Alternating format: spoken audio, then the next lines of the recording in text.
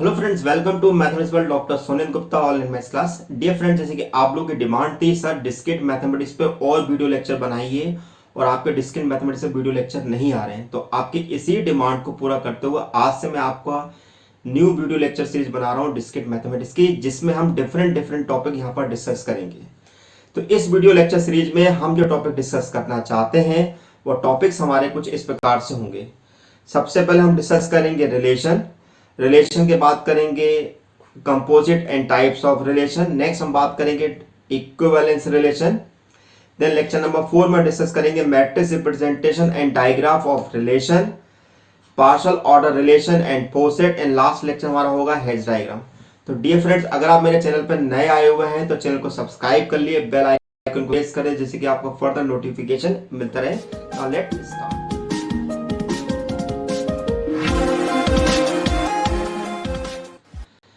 तो आपका फिर स्वागत है मेरे YouTube चैनल में। तो आज हम बात कर रहे हैं लेक्चर नंबर 1 के बारे में, जो कि हमारा है रिलेशन।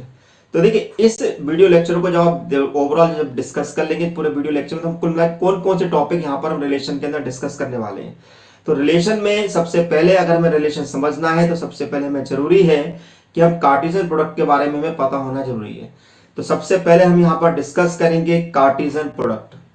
नेक्स्ट हमारा होगा what is the concept of relation, क्या रिलेशन का कॉन्सेप्ट है। देन उसके बाद डिस्कस करेंगे properties of relation, domain and range of the relation. Then उसके बाद इनवर्स रिलेशन विद एग्जांपल, और लास्ट में आपको कुछ प्रैक्टिस प्रॉब्लम दी जाएगी। तो first of all discuss about the concept या that means the Cartesian product of two set. भाई, Cartesian product of two set से मतलब क्या है? यहां पर हम क्या करते हैं कि दो सेट कंसीडर कर लेते हैं ए और बी, जिसमें हमारे पास m और m एलिमेंट है। ठीक है, सपोज ए और B are two sets, then the set of all ordered pair. Ordered pair का मतलब ये होता है कि हमारे पास एक एलिमेंट सेट ऐसे आएगा और दूसरा एलिमेंट सेट बी से आएगा, where a belongs to capital A and b belongs to capital B, is called the product. इसको हम प्रोडक्ट भी कहते हैं और कार्टेशियन प्रोडक्ट के नाम से भी जानते हैं, और इसको डिनोट करेंगे ए क्रॉस बी से। अगर हम ए क्रॉस बी से डिनोट करते हैं इसको, मैथमेटिकली इसको किस प्रकार से लिखेंगे? मैथमेटिकली इसको लिखने का तरीका होता है कि ए क्रॉस बी जो होता है in pair ordered pair a b, where such that a belongs to A and b belongs to B. एक एग्जांपल के थ्रू समझते हैं कि कैसे हम कार्टेशियन प्रोडक्ट हम इवैल्यूएट करते हैं। एज्यूम कर लेते हैं कि हमारे पास सेट ए में टू एलिमेंट से a1 a2, सेट बी में हमारे पास थ्री एलिमेंट से b1 b2 b3, और हम यहाँ पर इवैल्यूएट करना चाहते हैं a क्रॉस b। तो यहाँ पर हम यहाँ पर दो सेट कंसीडर कर लेते हैं। Now this is the set a and this is the set b। अब देखिए, सेट ए में जितने भी एलिमेंट हमारे पास हैं, यानी कि a1 a2 हमारे पास एलिमेंट जो हैं वो b के हर एलिमेंट से रिलेट करेंगे। दैट मींस वो a1 जो होगा b1 के पास भी जाएगा, a1 जो होगा b2 के साथ भी जाएगा, और a1 जो b3 के साथ भी जाएगा, कुछ इस प्रकार से। इसी प्रकार जो सेकंड एलिमेंट जो सेट ए का है a2, वो भी हमारे पास b1 b2 और b3 से अटैच होगा, कुछ इस प्रकार से। तो ऐसी कंडीशन में हम देख रहे हैं कि सेट ए का हर एलिमेंट सेट बी के हर एलिमेंट से अटैच हो रहा है। तो ये जो ऑर्डर्ड पेयर हमारे पास बन के आ रहे हैं वो हमारे पास कार्टेशियन प्रोडक्ट की फॉर्म में आएंगे। यानी कि कहने का मतलब ये होगा कि ए क्रॉस बी हमारा हो गया a1 b1, a1 b2, a1 b3, a2 b1 और a2 b2 और a2 b3। तो आई होप आपको समझ में आया होगा what is the meaning of the Cartesian product. जब हम कार्टेशियन प्रोडक्ट निकालते हैं तो उसकी कुछ प्रॉपर्टीज होती है, उन प्रॉपर्टीज को हमें थोड़ा ध्यान से समझना है। ओके, तो प्रॉपर्टी नंबर 1 हमारे पास क्या है कि if r is a set of real number, यदि हमारे पास r कोई एक सेट ऑफ रियल नंबर को रिप्रेजेंट करता है, तो ऐसी कंडीशन में r स्क्वायर जो होता है वो r क्रॉस r को रिप्रेजेंट करता है, और जिसका फिजिकल मीनिंग होता है कार्टेशियन प्लेन। यानी कि हम 2D प्लेन की बात करते हैं, यानी कि 2D प्लेन की बात करते हैं, दैट मींस हमारे पास जो एलिमेंट होगा वो XY प्लेन में हमारे पास रखा जाएगा। ओके, यानी कि जो एलिमेंट होगा यहाँ पर वो x, y के फॉर्म में लिखा जाएगा। इसी प्रकार यदि हम आर क्यू, यानी कि अगर हम r की पावर 3 की बात करते हैं, इसका मतलब ये निकलता है कि r क्रॉस r यानी कि वो 3 डायमेंशनल एलिमेंट होगा। तो ऐसी कंडीशन में अगर हम इन एलिमेंट को अगर हम रखना चाहते हैं तो वो x y z की फॉर्म में होगा। This is your x, this is your y and this is your z। तो ऐसी कंडीशन में जो हमारा एलिमेंट होगा वो हमारा लिखाएगा this is x, y, z। Okay, next second point इसमें है कि सेट A और B हैव m और n element respectively, then the order of A cross B is m into n। यानी कि सेट A में अगर मेरे पास m एलिमेंट है, सेट B में अगर मेरे पास n एलिमेंट है तो a क्रॉस b में जो टोटल ओवरऑल एलिमेंट जो होंगे वो m इंटू n होंगे। जैसे कि आपने प्रीवियस स्लाइड में देखा कि अगर हम एक सेट ए में हमारे पास 2 एलिमेंट थे, सेट बी में हमारे पास 3 एलिमेंट थे, तो ऐसी कंडीशन में हमारे पास n of a cross b में हमारे पास 6 एलिमेंट यानी कि 2 इंटू 3, यानी कि हम दूसरी लैंग्वेज में कह सकते हैं कि n of a cross b जो होता है वो n of a dot n of b के इक्वल कहा जाएगा। एक बात का यहां पर ध्यान रखना है कि a क्रॉस b जो होता है वो b क्रॉस a के इक्वल नहीं होता, क्योंकि a क्रॉस b का मतलब होता है कि a element of a is related to the element of b, जबकि b क्रॉस a का मतलब होता है कि element of b is related to the element of a, that's why a cross b is not equal to b cross a। But the n of a cross b यानी कि number of element in the a cross b and the number of element of b cross से both are equal। Okay, एक example को तो समझते हैं कि अगर a के अंदर अगर a1 a2 और b के अंदर b1 b2 एलिमेंट हैं, तो ऐसी कंडीशन में अभी हमने निकाला था कि a क्रॉस b किस प्रकार से निकाला जाता है। साफ साफ हम देख सकते हैं कि हमारे पास a में 2 एलिमेंट हैं, सेट b में हमारे 3 एलिमेंट्स हैं, तो n ऑफ a और n ऑफ b हमारे पास 2 और 3 कहलाएंगे।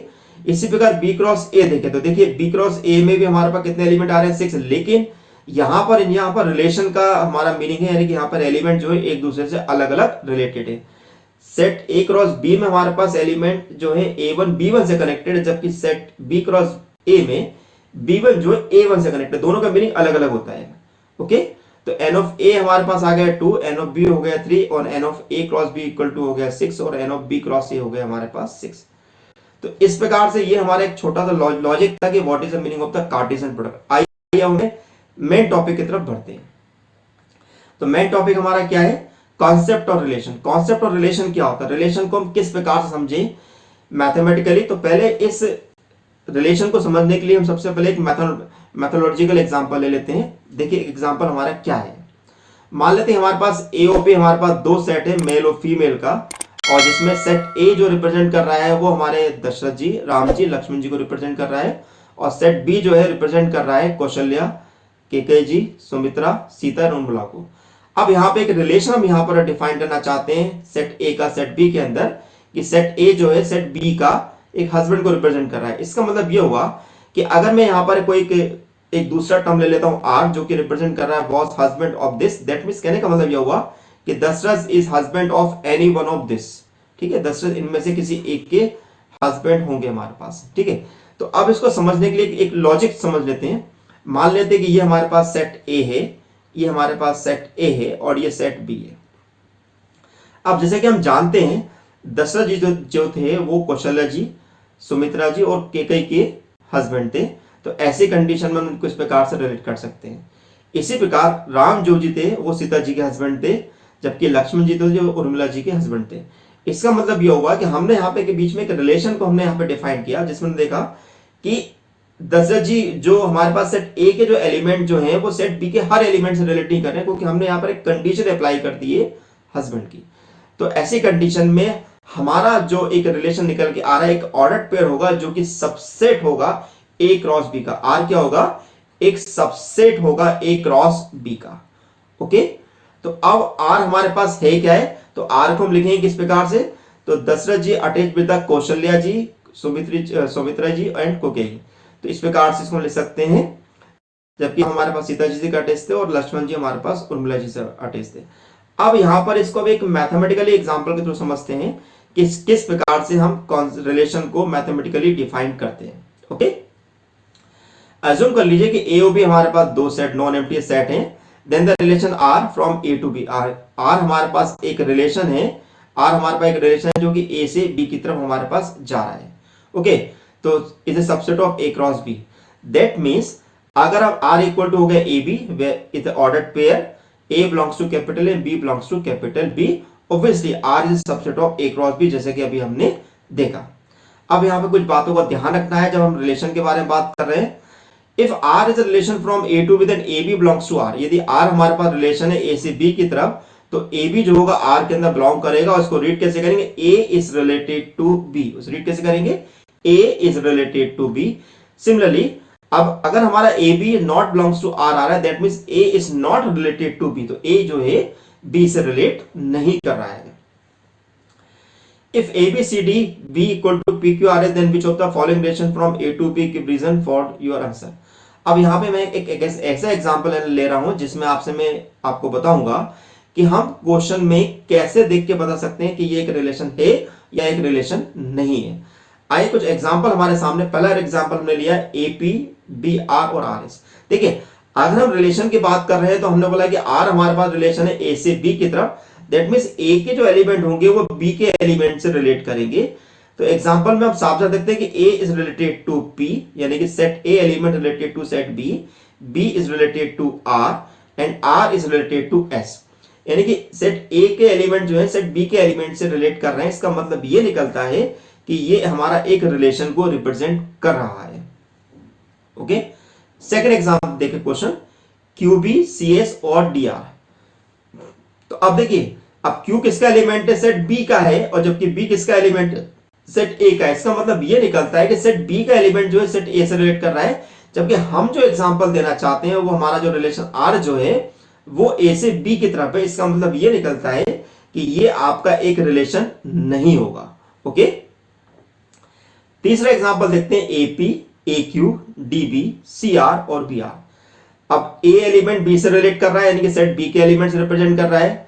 A जो है Q से रिप्रेजेंट कर रहा है, यानी कि B के एलिमेंट सेट से रिप्रेजेंट कर रहा है। D जो है B से रिप्रेजेंट कर रहा है, C R से और B R से।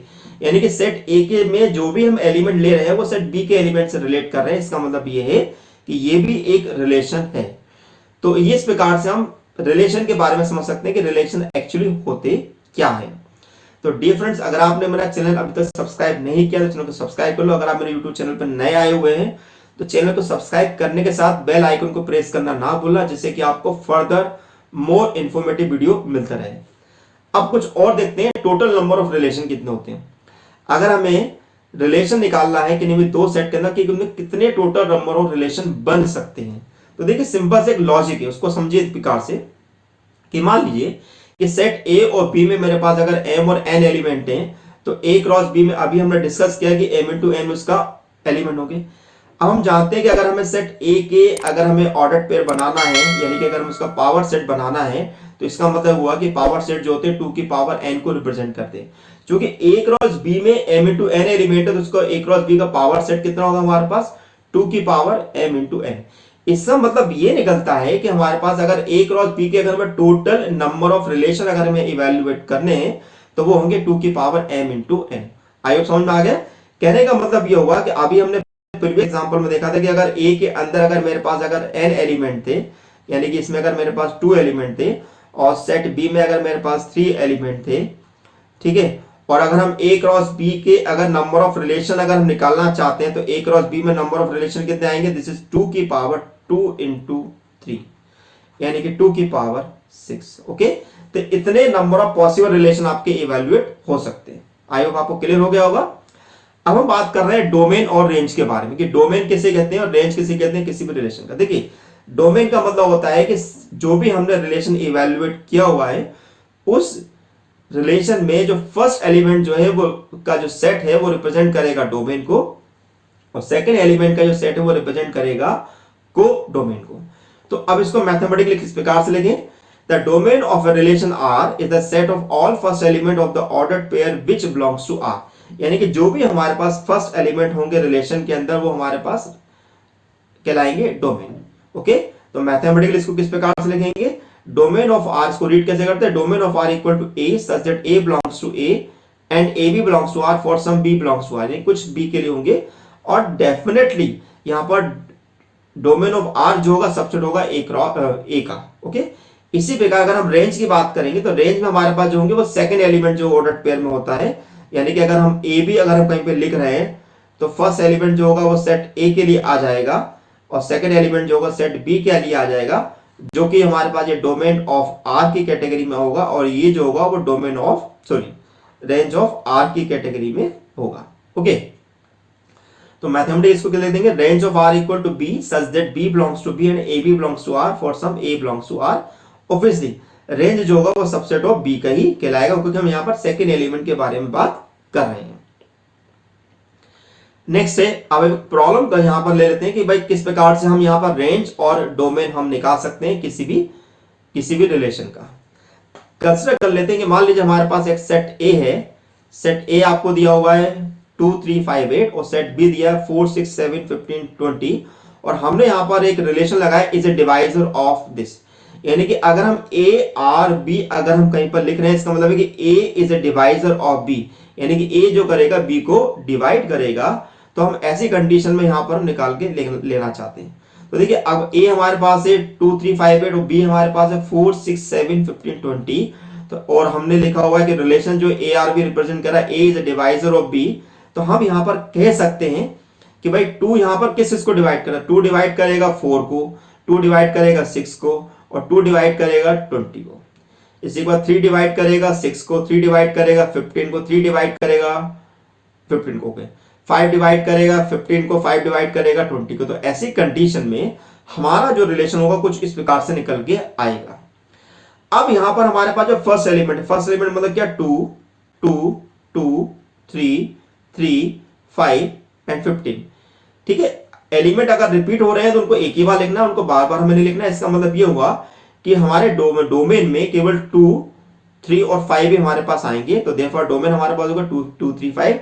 जबकि अगर हम रेंज की अगर हम बात करें 4 6 20 6 15 एंड 20, यानी कि हमारा आएगा 4 6 15 और 20। इस प्रकार से हम यहां पर डोमेन और रेंज को आसानी से डिफाइन कर सकते हैं। ओके, अब नेक्स्ट हमारा टॉपिक है इनवर्स रिलेशन। इनवर्स रिलेशन किसे कहा था? देखिए अगर आपको रिलेशन समझ में आ गया है बहुत अच्छी बात है। तो इनवर्स रिलेशन जब उसका अपोजिट होता है, यानी कि अगर हम इनवर्स रिलेशन की बात करेंगे, अगर हम रिलेशन की बात करते हैं तो ए टू बी कंसिडर करते हैं, तो इनवर्स रिलेशन जो होगा वो बी टू ए की बात करेगा। ओके, तो इसको डिफाइन किस प्रकार से करेंगे कि if R is a relation from set A to set B, then the inverse relation of R denoted by R inverse is a relation from B to A, and it is defined as R inverse equal to B ordered pair B to A such that AB belongs to R. Okay. अब in other words अगर A B अगर are के अंदर belong कर रहा है तो definitely by the definition of inverse relation भी हम क्या कहेंगे कि बी ए जो होगा आर इनवर्स के अंदर मूव कर जाएगा। ओके, अब यहां पर एक बात का ध्यान रखना कि अगर हम इनवर्स रिलेशन का इनवर्स निकालते हैं तो ऐसी कंडीशन वापस हमें रिलेशन आर मिलेगा। इसी प्रकार डोमेन ऑफ आर इनवर्स जो होता है वो रेंज ऑफ आर कहलाता है और रेंज ऑफ आर इनवर्स जो होता है वो डोमेन ऑफ आर कहलाता है। ठीक है, तो ये थोड़ा डिफरेंस होता है between the relation and inverse relation के बीच में। आइए क्वेश्चन लेते हैं इसके अंदर। If R is a relation is less than from A, set A दिया हुआ है to set B, write down the set of ordered pair corresponding to R, find the inverse relation of R and also find the domain and range of R inverse. ठीक है, अब inverse relation क्या होते हैं? Inverse relation यहां पर पहले हम रिलेशन आर निकालेंगे और यहां पर हमारा रिलेशन आर जो दिया हुआ है वो रिप्रेजेंट कर रहा है लेस देन का। उसके बाद फिर हम आर इनवर्स निकालेंगे। आर इनवर्स निकालने के बाद उसका हम डोमेन निकालेंगे और रेंज निकालेंगे। ओके, तो अब अगर लेस देन की अगर हम बात कर रहे हैं तो लेस देन का मतलब ये होता है कि अगर हमने कहीं पर ए आर बी अगर हम लिखा हुआ है तो इसका मीनिंग हम क्या निकाल रहे हैं कि A is less than B. That means 1 is the element which is less than to the 4 and 5, यानी कि पहला हमारे पास क्या 1 जो होगा 4 और 5 से लेस देन होगा। तो ऐसी कंडीशन में हम लिखेंगे 1 इज लेस देन 4 और 1 इज लेस देन 5। 2 जो होगा वो केवल लेस देन होगा 4 और 5 से, यानी कि 2 इज लेस देन 4 और 2 लेस देन 5। इसी 3 होगा केवल 4 और 5 से लेस देन होगा, तो 3 is less then 4, 3 is less then 5। 4 जो होगा केवल 5 से लेस देन होगा, तो 3 4 इज लेस देन 5 और 5 किसी से भी लेस देन नहीं होगा, तो हम इसको कंसीडर नहीं करेंगे। इसका मतलब ये निकलता है कि मेरे पास जो रिलेशन आर होगा वो कुछ लिखाएगा 1 4 1 5 2 4 2 5 3 4 3 5 एंड 4 5, कुछ इस प्रकार से। अब हमको आर मिल गया तो आर से हम आर इनवर्स निकाल सकते हैं। तो आर इनवर्स निकालने का तरीका क्या होता है कि हम यहां पर इसके ऑर्डर्ड पेयर को रिवर्स कर देंगे, यानी कि अगर वो ए बी है तो उसको बी ए में कन्वर्ट कर देंगे। यानी कि अगर मेरे पास 1 4 है तो उसको मैं क्या लिख दूंगा 4 1 लिख दूंगा, 2 4 है तो 4 2 लिख देंगे। तो कुल मिला के मेरे पास जो आर इनवर्स होगा कुछ इस प्रकार से दिखाई देगा। अब एज पर the definition of the domain, जिसका भी अगर हमें डोमेन निकालना है तो उस ऑर्डर्ड पेयर में उसका फर्स्ट एलिमेंट यहां पर हम कंसीडर करेंगे। तो देखिए फर्स्ट एलिमेंट मेरे पास क्या मिला है 4 मिल रहा है, 5 मिल रहा है, 4 मिल रहा है, 5 मिल रहा है, 4 मिल रहा है, 5 मिल रहा है, 4 5 मिल रहा है। यानी कि इसमें सेट डोमेन में केवल 2 ही एलिमेंट आएंगे जो कि होंगे मेरे पास 4 एंड 5। तो डोमेन ऑफ आर इनवर्स हो गया 4 5। अगर हम बात करते हैं रेंज की, तो रेंज में हम केवल सेकंड एलिमेंट को 1 1 2 2 3 3 4। इसका मतलब निकला कि 1 आएगा, 2 आएगा, 3 आएगा और 4 आएगा, यानी कि इसके रेंज ऑफ आर इनवर्स के लाएगा 1 2 3 4। आई होप आपको बहुत अच्छे से समझ में आ रहा होगा कि रेंज किसे बोल रहे हैं, रिलेशन किसे बोल रहे हैं, इनवर्स रिलेशन किस प्रकार से निकाले हैं, डोमेन किस प्रकार से निकाला जाता है और रेंज किस प्रकार से निकाली जाती है। अगर आपको लेक्चर से रिलेटेड किसी भी प्रकार का कोई डाउट अगर आपको आता है तो आप लेक्चर के कमेंट बॉक्स में पूछ सकते हैं। इवन आप मेरे टेलीग्राम ग्रुप से भी जुड़ सकते हैं, जिसकी इनविटेशन लिंक आपको लेक्चर के डिस्क्रिप्शन बॉक्स में मिल जाएगी। आप व्हाट्सएप ग्रुप से भी ऐड हो सकते हैं। तो अब ये कुछ प्रैक्टिस प्रॉब्लम आपको दिए हुए हैं, तो ये प्रैक्टिस प्रॉब्लम आप इनको सॉल्व करिएगा। साथ में मैंने आपको इनके आंसर भी दे रखे हैं, जिससे कि आपको हेल्प करने की कोशिश होगी। तो डियर फ्रेंड्स, आपको मेरा लेक्चर कैसा लगा है मुझे जरूर बताइएगा। लेक्चर कमेंट बॉक्स में लिख के बताइए कि आपको लेक्चर में और भी क्या नया जोड़ना चाहते हैं। Thank you for watching my channel, doctor Sonendra Gupta, and so much, thank you so much, good luck and all the best. But if I lay down and I play dead and I stay dead, maybe you'll get sick of being the